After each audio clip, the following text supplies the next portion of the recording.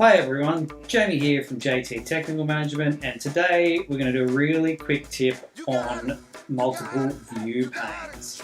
So at the moment I'm in top plan view, but when I'm drafting I usually like to be able to look at an isometric view at the same time. So if we go to Shift C, you see I've got here a little Jenga stack of truss, which isn't really obvious if you're looking at the top. So the way we do that is we do multiple view panes. So the quickest way to do that is actually the keyboard shortcut M. So if we bring up M, it's an inbuilt view that Vectorworks does, which is the top plan, the right, the front, and the right isometric split on your computer.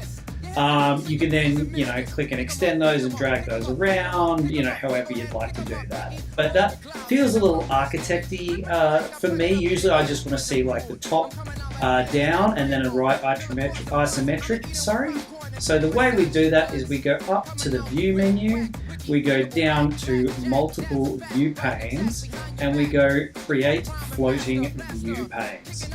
So it will now create a floating view pane, which is an exact copy of what I have in my top-down view. Now, while this doesn't look like a regular window, so for example in Mac OS, it doesn't have like little traffic lights on the top left, it does actually follow your window conventions that Mac can use. So for example, I have a shortcut that allows me to throw windows around the screen if I press a button, so you can see that it will actually go around the screen and do whatever I want there. So I'll just get rid of that.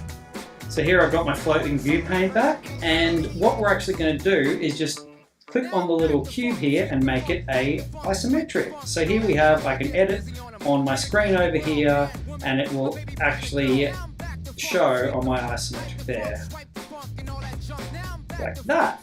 Now, the really cool thing in this view is you can see it as I was working on the top-down plan. You can actually select things on the floating view pane itself. So this is a really good example where if I select a random bit of truss here, it'll select the top one. It won't actually select the bottom one down there. So what I can do if I want to move that bottom truss is I can just select it on here and then either move it on this window or move it on this window down here, whatever you'd like to do. Now, the other cool thing is that this actually works in the plane that both of your windows are on. So you can actually slide that sideways and it'll actually stay at the same height vertically if you're in the horizontal plane, which is really, really cool.